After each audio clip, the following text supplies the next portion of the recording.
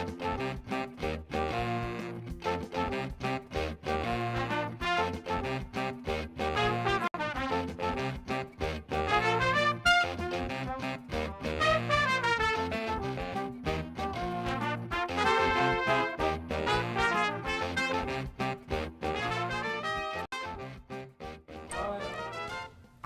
and welcome to another sure-to-be stellar web installment of One-on-One Sports. I'm Andy Harris and I'm joined by two guys who are every bit as excited about baseball's playoffs as I am, Matt Curry and Joe DiRienzo.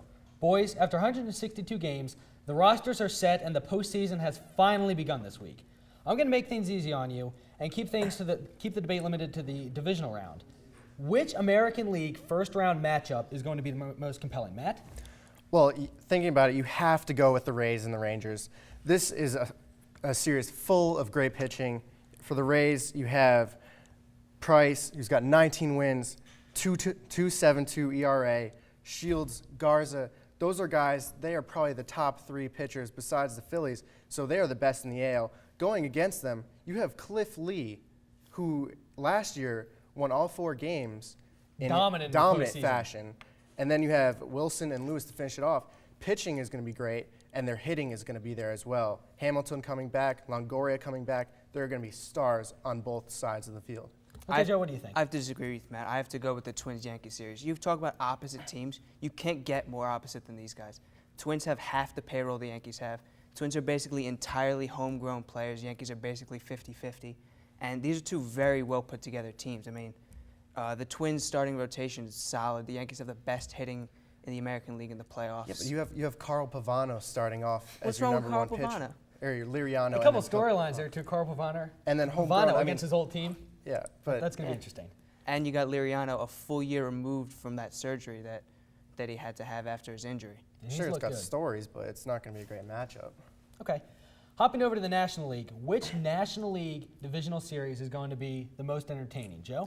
I have to go with the Phillies against the Reds. The Phillies' pitching staff looks dominant, and the Reds definitely have the hitting that could potentially knock them off. It looks like a good matchup. Joey Votto, MVP, you can't go wrong with him. And he doesn't have to face a lefty until Cole Hamels pitches. So they're going to definitely have a good matchup with that. And the Reds have been a surprise team this year. They've been great to root for. The Phillies are that team that everyone knew were going to make the playoffs after the last 2 years. I mean, there haven't been many changes. They've just added more to their World Series teams from the last 2 years. Well, I have to also go with that series as well. The other matchup just isn't going to be as much fun to watch. I mean, you have Volquez, Arroyo, Cueto as the first 3 for the Reds, and they're just going to be able to hit the ball a lot because the Phillies' rotation is just meant for those first 3 guys in Halladay, Oswalt, and Hamels. They're going to be plugging the strike zone, and as you said, you got MVP candidates on the Reds, and they're going to be able to get their hacks. And I think if Brandon Phillips can get on base, he can start them off, and then Votto will come up, sweep it up, and they should be good. If he gets hot, he can carry them. Now, whenever experts like us like to talk about postseason series, we always talk about that dark horse team. Do you guys see a dark horse team in the National League? For a dark horse, I have to go with the San Francisco Giants. You look at their pitching staff, Lincecum, Matt Cain, and Jonathan Sanchez, they all had almost 200 strikeouts and a sub-3.5 ERA. I mean, you can't go wrong with a pitching staff like that. And they hand off the game to Brian Wilson. I mean, the hitting, they have to get 1 or 2 runs to win a game. You can't get much better than that for a dark horse team. Absolutely. Well, the only reason I disagree with you, I'm going to go with the Reds, but San Francisco has no hitting.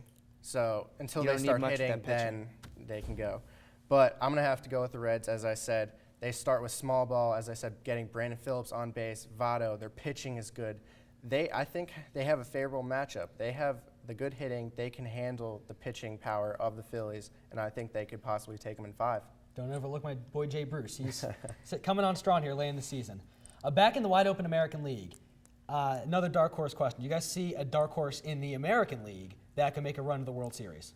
I'm going to go with the Twins. They're playing the Yankees. They shouldn't have to be called a dark horse, but when you're playing the Yankees, everyone's the underdog compared to the Yankees. I mean, their team is well put together. They shouldn't have to be working up to the Yankees. I mean, they're right there in terms of star power. They're right there. They're just in a smaller market and less people know about them. That's why they're the dark horse. It's a valid point. I'm going to go with that same reasoning that since the Yankees are still alive, you have to think of another team. And the Rays would be that team. This is their year. They made it so far the last time.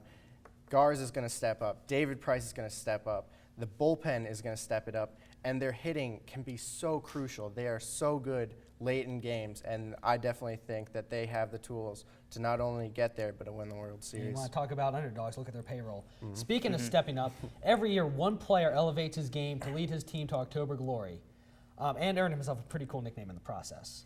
In the American League, which player is going to make or break his team's playoff aspirations this year? Well, it's got to be Josh Hamilton. Coming back from the DL, he's got a .359 average, .411 on-base percentage. He wants the big-time pressure. He's ready for the big stage. We saw it at Yankee Stadium for the All-Star Home Run Derby.